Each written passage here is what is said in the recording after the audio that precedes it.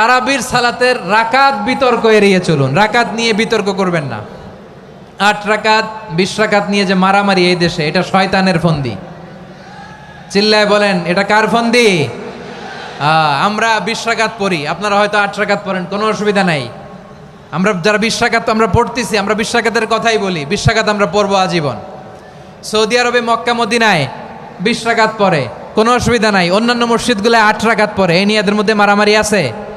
হ্যাঁ, আর এই জন্য রাকাত বিতর্ক এড়িয়ে চলবেন। প্রিয় ভাইয়েরা, আপনার আমল আল্লাহর কাছে কবুল হবে সংখ্যার বিচারে না উত্তমতার বিচারে? বলেন তো, সংখ্যার বিচারে না উত্তমতার বিচারে? উত্তমতার বিচারে। কত চমৎকার ভাবে আপনি আল্লাহর সামনে দাঁড়াতে পারছেন এটা বিবেচ্য। রুকু সেজদাগুলো সুন্দরভাবে করবেন। রুকু থেকে সোজা হয়ে দাঁড়ানো ওয়াজিব, 2 সেজদার মাঝখানে সোজা হয়ে বসা ওয়াজিব। এই তাদিলুল আরকান বাদ দিলে হানাফি মাযহাব মতে সৌ সেজদা দিতে হবে, অন্য মাযহাব মতে নামাজই হবে না, আপনার নামাজই হবে না। এই জন্য ধীরস্থিরভাবে তারাবির সালাত যেন আমরা আদায় করি। পারা যাবে তো ইনশাআল্লাহ? এই রমাদানকে আপনি কোরআনময় করে তুলুন। 2 নাম্বার করণীয়, ধীরস্থিরভাবে তারাবির সালাতগুলো যেন আমরা আদায় করি। তাড়াহুড়ো করবেন না আল্লাহর ওয়াস্তে, তাড়াহুড়ো করবেন না, তাহলে কোরআন আমাদের জন্য বদদোয়া করবে। তাড়াহুড়ো করবেন তারাবির নামাজে। তারাবির নামাজ সালাতুত তারাবিহ মানে বিশ্রামের নামাজ, আর আমরা পড়ি সালাতুল কিতার, রেলগাড়ির মতো নামাজ। চিল্লায় বলেন ঠিক কি না? না, এরকম করবেন না। ইমাম সাহেবদেরকে আশ্বস্ত করুন যে ইমাম সাহেবরা আমরা পিছনে আসি আপনাদের সাথে, আপনি আস্তে আস্তে পড়েন, তার তিলের সাথে পড়েন, ধীরস্থিরভাবে তারাবির সালাত পড়বেন। সারা বছর এই সুযোগ হয় না, দাঁড়িয়ে কোরআন শোনার এরকম আয়োজন ব্যবস্থাপনা সারা বছর আর আমরা পাই? বলেন তো না। তারাবির সালাতের রাকাত বিতর্ক এড়িয়ে চলুন। রাকাত নিয়ে বিতর্ক করবেন না। 8 রাকাত 20 রাকাত নিয়ে যে মারামারি এই দেশে, এটা শয়তানের ফন্দি। চিল্লায় বলেন, এটা কার ফন্দি? আমরা 20 রাকাত পড়ি, আপনারা হয়তো 8 রাকাত পড়েন, কোনো অসুবিধা নাই। আমরা যারা 20 রাকাত আমরা পড়তেছি, আমরা 20 রাকাতের কথাই বলি, 20 রাকাত আমরা পড়বো আজীবন। সৌদি আরবে মক্কা মদিনায় 20 রাকাত পড়ে, কোনো অসুবিধা নাই। অন্যান্য মসজিদগুলোয় 8 রাকাত পড়ে, এই নিয়ে এদের মধ্যে মারামারি আছে? হ্যাঁ, আর এই জন্য রাকাত বিতর্ক এড়িয়ে চলবেন। প্রিয় ভাইয়েরা, আপনার আমল আল্লাহর কাছে কবুল হবে সংখ্যার বিচারে না উত্তমতার বিচারে? বলেন তো, সংখ্যার বিচারে না উত্তমতার বিচারে? উত্তমতার বিচারে। কত চমৎকার ভাবে আপনি আল্লাহর সামনে দাঁড়াতে পারছেন এটা বিবেচ্য। রুকু সেজদাগুলো সুন্দরভাবে করবেন। রুকু থেকে সোজা হয়ে দাঁড়ানো ওয়াজিব, 2 সেজদার মাঝখানে সোজা হয়ে বসা ওয়াজিব। এই তাদিলুল আরকান বাদ দিলে হানাফি মাযহাব মতে সৌ সেজদা দিতে হবে, অন্য মাযহাব মতে নামাজই হবে না, আপনার নামাজই হবে না। এই জন্য ধীরস্থিরভাবে তারাবির সালাত যেন আমরা আদায় করি। পারা যাবে তো ইনশাআল্লাহ? 3 নাম্বার, তাহাজ্জুদের সালাত আদায় করুন। বছরের অন্য সময় উঠতে পারি না, অনেকে বলে হুজুর উঠতে পারি না, কিন্তু রমাদানে সাহারি খাওয়ার জন্য তো ওঠাই লাগে। কি বলেন, সাহারি খান আপনারা? হ্যাঁ, খান না? খান কে কে দেখি তো?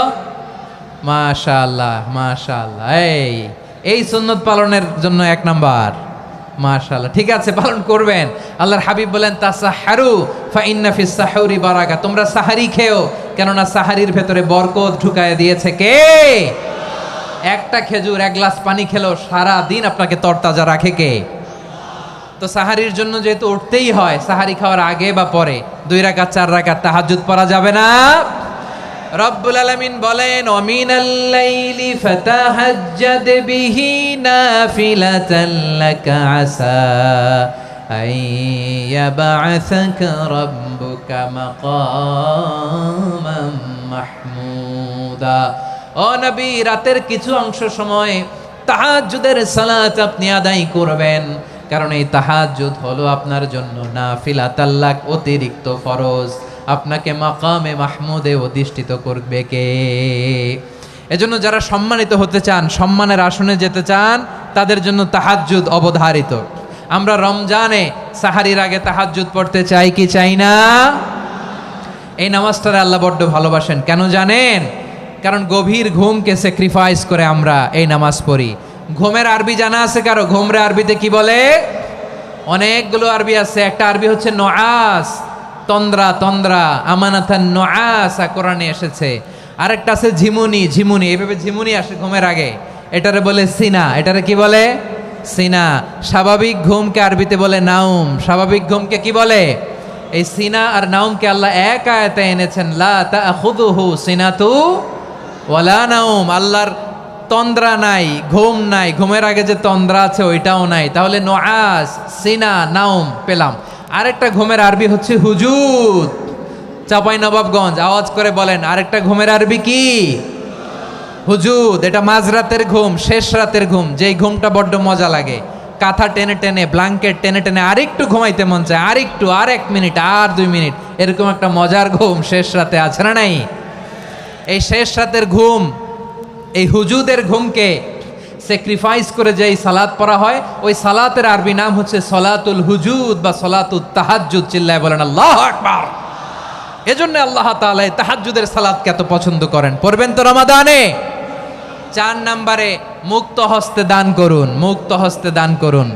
ওয়ামা আতাইতুম মিন যাকাতিন তুরিদুনা ওয়াজহাল্লাহি ফাউলাইকা হুমুল মুদঈফুন।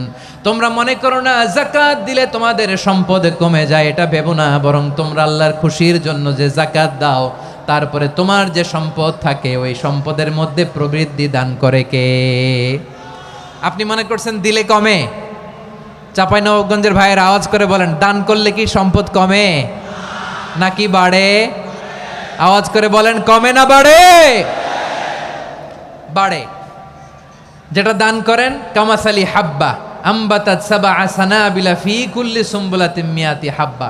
1 টাকা দান করলে এটা চারা বীজের মতো, রূপে দিলে 7টা শীষ, প্রতি শীষে হয় 100 শস্য দানা। আল্লাহ যারে চায় এরকম বাড়ায় দেয়, প্রবৃদ্ধি দেয়। সুবহানাল্লাহ। এজন্য মুক্ত হস্তে দান করতে রাজি আছেন? আগে আগে যাকাত ক্যালকুলেট করে রাখেন। আপনার যাকাত বর্ষ যদি পরেও হয়, দেরি করেও হয়, ধরেন যে প্রতি বছর মুহররমে দেন, আপনি আগে দিতে পারবেন। যাকাত অগ্রিম আদায় করা যায়। সুবহানাল্লাহ বলেন। বিষ্ণু ইসা ইসলাম রমাদানে এত দান করতেন, কানা আজওয়াদান নাস, কিন্তু রমাদানে আজওয়াদুন নাস আজওয়াদু বিল খাইরি মিনার রিহিল মুরসালা। প্রবাহিত বাতাসের চেয়ে বিশ্বনবী আরও বদান্যতা বেড়ে যেত। প্রবাহিত বাতাস যেমনি সবাইরে বাতাস দেয়, আস্তিক নাস্তিক মুমিন কাফির সবাইকে শীতল করে দেয়, তেমনি নবীজির রমাদানের দান ছিল এমন, কেউ নবীর কাছে চেয়ে ফিরে গিয়েছে এর নজির নাই। জোরে বলেন সুবহানাল্লাহ। রমাদানে দান করব, ইফতার শেয়ার করব। কাউকে ইফতারি করালে সারাদিন রোজা রেখে তার যে সওয়াব, আপনি ইফতার করানোর কারণে আপনার আমলনামায় ওই সওয়াব আল্লাহ ঢুকায় দিবেন। পড়েন সুবহানাল্লাহ। সাহাবারা বললেন, নবী আমরা গরিব মানুষ, ইফতারি খাওয়ানোর পয়সা নাই।